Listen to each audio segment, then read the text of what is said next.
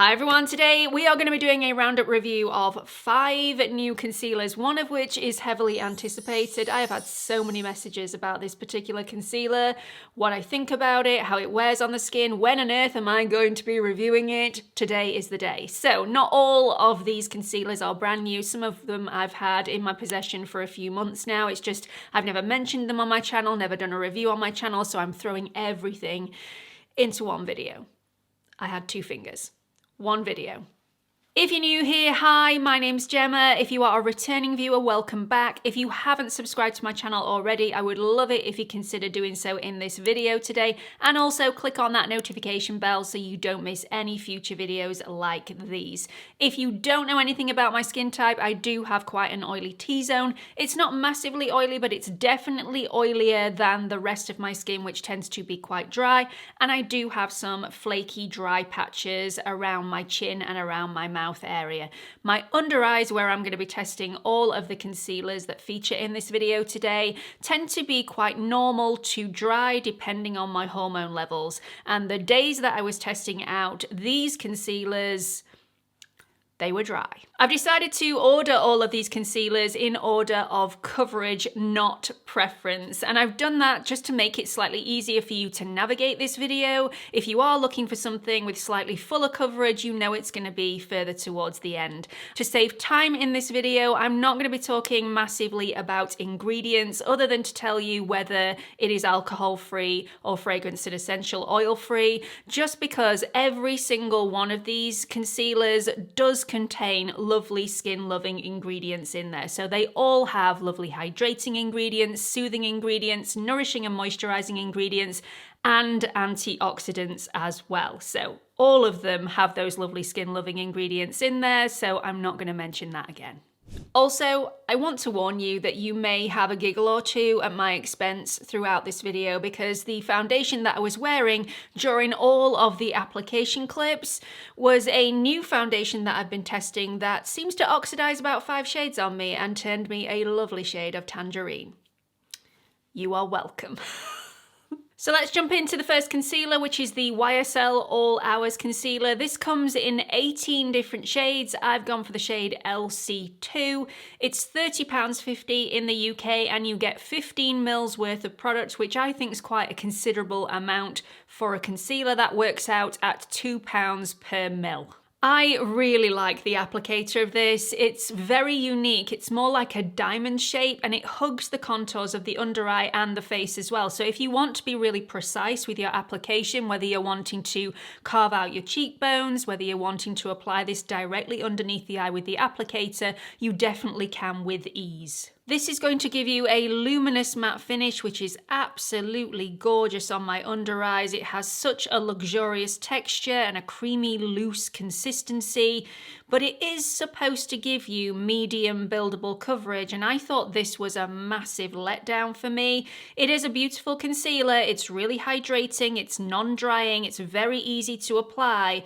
But I think this gives light coverage at best. I was expecting the same amount of coverage as the All Hours foundation, which I actually have on my skin today, and it just doesn't compare. The coverage is way lower than the foundation. This also says that it's a buildable formula, and I just wouldn't agree with that. Obviously, you can build any foundation or concealer. It doesn't mean that it's going to look nice underneath the eyes, and I find that if you build this up, it creases all over the place. If I don't build it up, it is absolutely beautiful. It doesn't sit in fine lines or wrinkles. It doesn't sit in pores. It doesn't sit in dryness. I just thought it was beautiful, but build it up, I just didn't get the same experience. It is, however, a really long-lasting formula, and this for me is one of those concealers that blends so beautifully into bare skin. It's a concealer that I would pick up if I'm wearing no or little makeup and I'm just wanting to look a little bit fresher and a little bit more awake. It's not one of the concealers that I would pick if I'm going to be wearing a full beat of makeup, because it looks slightly odd if the rest of my skin is flawless and my under eyes you can still see quite a lot of the bluey purpley tint poking through from from my under eye circles. I always like to powder my under eyes for longevity. I know that's not going to be the same for everybody. Some people like powder and some people don't. This concealer really does take powder incredibly well, however. The powder that I'm going to be using throughout this video is the Givenchy Prism Libre powder, and I will use that with every single concealer underneath my eyes. This just smooths, it blurs, it airbrushes everything, and I just think it adds something to the concealer rather than taking it away.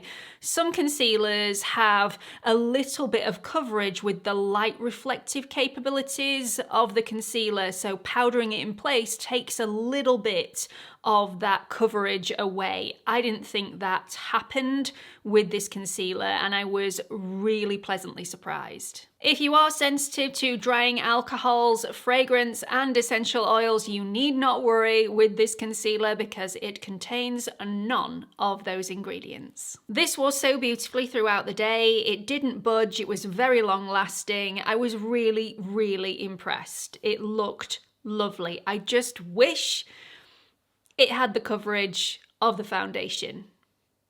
It was a bit of a blow, but you know, I'll get over it. Moving on to the Fenty Beauty We're Even Hydrating Longwear Concealer. This comes in 50 different shades. I've gone for the shade 185C. I've got a feeling that 200 would have been absolutely perfect for me. So if you are my shade twin, that's probably where I would point you towards. It's £25 and you get 9 mils worth of product, which works out at £2.77 per mil. This is going to give you a skin-like luminous finish. Once again, I love the applicator. It's very easy to use. The shades of these are quite confusing. I went through 4 different concealers to find my shade, and I still don't think I have it 100% correct. There are lots of different undertones to choose from, which is absolutely amazing. But my advice for you will be to go into store and get color matched, otherwise you may make the same mistakes as me. This concealer has some major benefits for me. It's fade resistant, waterproof, transfer proof, and sweat and humidity resistant, which are all great qualities for any concealer.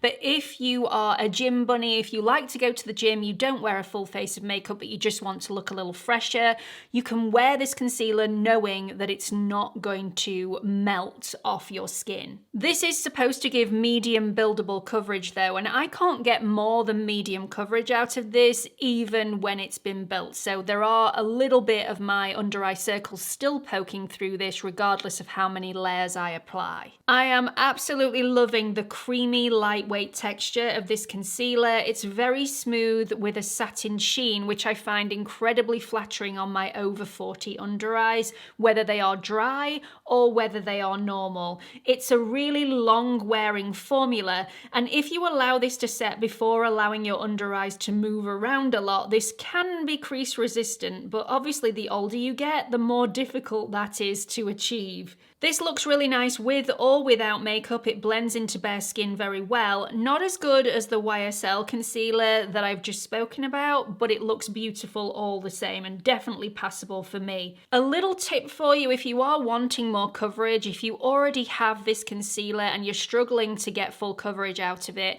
if you already own the Fenty Beauty Faux Filter Concealer and you found that was a little drying for you, mix the two together. They are the perfect combination for a little bit more coverage and excellent long wear. I found this concealer doesn't actually need setting in place, so if you are averse to powders, this may be one to try out for you. You do need to keep very still whilst this is drying under the eyes though. If you are an expressive person, that may be quite difficult. So just keep on patting this underneath the eyes until it is completely dried down, and then you should be good to go for the entire day. Again, if you are building this up massively, you may need to powder it, but one layer of this is beautiful on its own. For those of you who are sensitive, this is alcohol-free and fragrance and essential oil-free as well.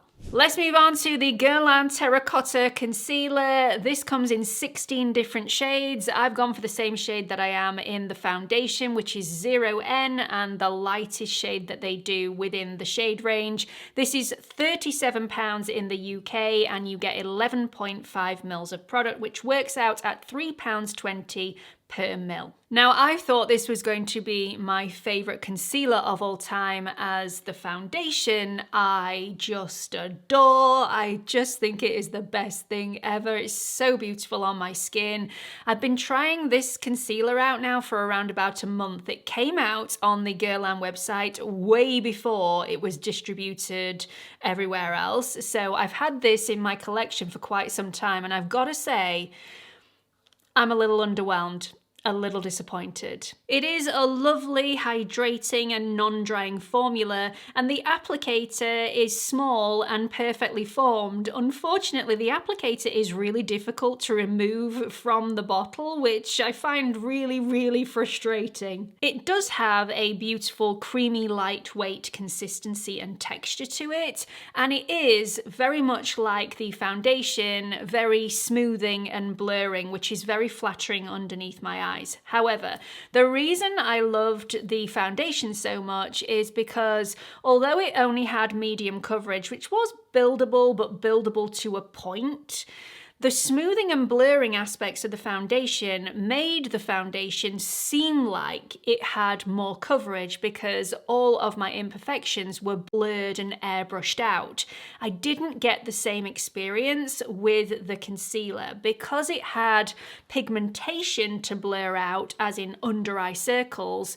It couldn't quite do it to the extent that I needed it to. So the coverage just wasn't there for me, which was majorly disappointing. The concealer will give you medium coverage, which although is transfer resistant and crease resistant and super lightweight, I just feel the pigment fades throughout the day, making me look a little unfinished and a bit tired after a while. This definitely doesn't settle in any fine lines, wrinkles or pores, and I didn't feel that this creased on me. So this is another one of those concealers that if you are averse to using powder, you're probably not going to need to powder this in place. It does change textures once it's dried down fully. So this applies beautifully. It's very easy to apply with its creamy formula. And then once it's dried down, it's more of an airbrushing powdery finish. It doesn't look powdery underneath the eyes, but for me, it feels a little bit more powdery, very smoothing, very airbrushing, very much like I've applied powder already, even though I haven't. Regardless of whether I choose to powder this or not powder this in place, I do still feel like I lose some of the pigment throughout the day, which I found really disappointing. This is alcohol-free, but it does contain a fragrance, so if you are sensitive to fragrance, it is the signature Guerlain fragrance, which I find really refreshing. I don't think it lingers for a long period of time, but you can definitely smell it when it first applies to the skin, and then it dissipates.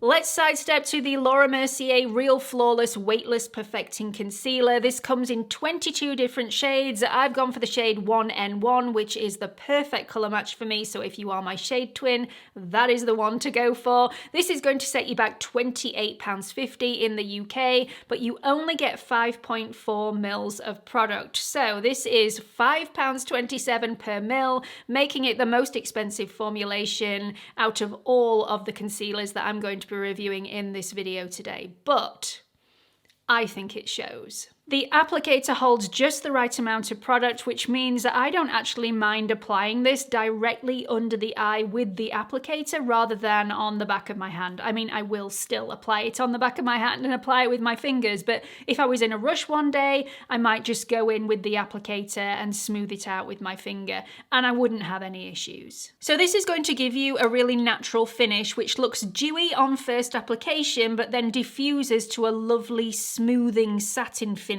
This is another medium coverage concealer, but I think it's slightly more versatile, and the texture and weight completely won me over. This is rich, but it's lightweight, it's creamy, but it's loose. It is super luxurious, feels very hydrating and nourishing on the under eye without feeling heavy in the slightest. This is very easy to apply and blend. It blends beautifully into bare skin or a full beat of makeup, and it's long-lasting and waterproof. So I did mention versatility. In my opinion, this concealer gives light reflection like no other, so you're going to get medium coverage out of this, but the light reflection gives that added benefit of a little bit extra coverage, so the light's going to rebound off the concealer, giving the impression that it has a fuller coverage than it actually has. So if you decide not to powder this in place, and if you are only applying one layer, I don't think powder is necessary. You are going to get that light reflection, but it's not super shiny,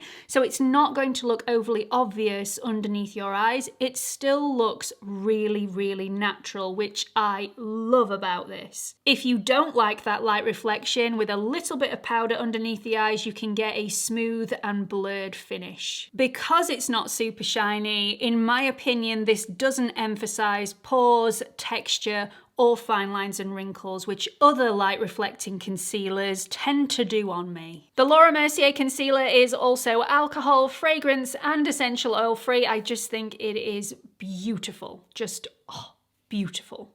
And last but not least, let's move on to the Natasha Denona High Glam Concealer. This comes in 50 different shades. Again, I found it really difficult to find my shade. I finally got N2, which I can definitely make work for my undertone and my skin tone. This costs £29 in the UK, and you get 7 mils worth of product, which works out at £4.14 per mil. This is going to give you a luminous matte finish, and it's also going to give you added light reflection if you don't powder this in place. It gives medium buildable coverage. You can get low full coverage out of this. I wouldn't say medium to full coverage, but it definitely will give you a low full coverage in my opinion. This isn't a thick consistency, but it's also not a thin, slippy, weightless consistency either. There is a little bit more drag on the surface of the skin, a little bit more resistance when you blend, and it feels like it doesn't actually sink into the skin, it more sits on top of the surface of the skin. So because of that, it can look a little heavy if you over apply it. I have heard people say that this made their dry under eyes look drier, but that definitely wasn't my experience. I do find this to be a really hydrating and nourishing formula, and I thought it was really flattering on me. Even though this sits on the surface of the skin, I do think that the creamy texture and consistency blends really well, but it doesn't look skin-like, so it's not one of those concealers that I would reach for if I'm just wanting a bit of a refresh with no makeup or little makeup. This is one for a full beat of makeup for me. The formula also contains titanium dioxide, which has a tendency of creating flashback in photographs. So if you are going to be having your photograph taken a lot throughout the day, say you're at a wedding or an event,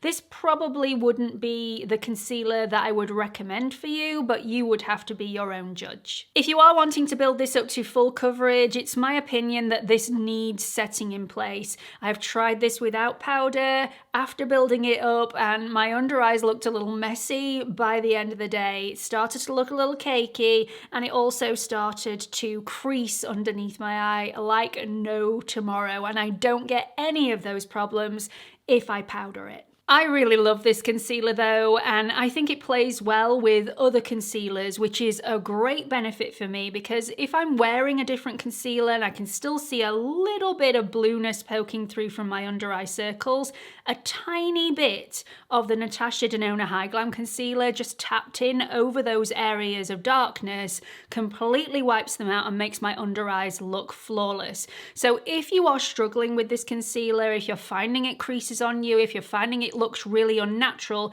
that is a way of getting the most out of it, getting the use out of it without putting it all the way underneath your eyes. It is such a lovely long wearing formula. I've been wearing it quite a bit recently during foundation reviews, and often it's the only thing left over on my skin at the end of the day. It is perfectly intact, none of it has disappeared. The rest of my face looks a mess, but my under eyes look superb still. So, I mean, take that as you will. It can look heavy, it can look amazing. You have to be incredibly careful how you apply it. The formula is alcohol free, but it does contain a fragrance. I don't find it overpowering. It's a very similar fragrance to the YSL All Hours concealer, or all the YSL products in general.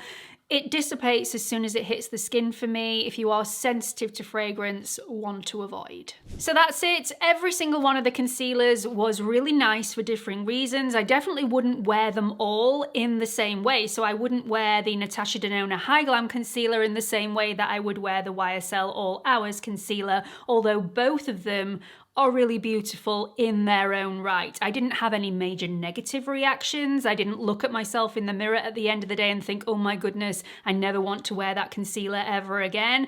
But I do have my favorites, and although this isn't a ranking video, I'm sure you could hazard a guess which couple of concealers are my favorites in this video, and I will be wearing over and over and over again. But this isn't just about me, it's also about you as well. If you have tried any of these concealers in the past and you've had negative reactions or positive reactions to them, please share your experiences in the comment section. We would all love to know what you think. Please don't forget to like and subscribe. I really hope you've enjoyed this video. I've popped another couple that I think you may enjoy over here. Hope to see you all in the next one. Bye everyone.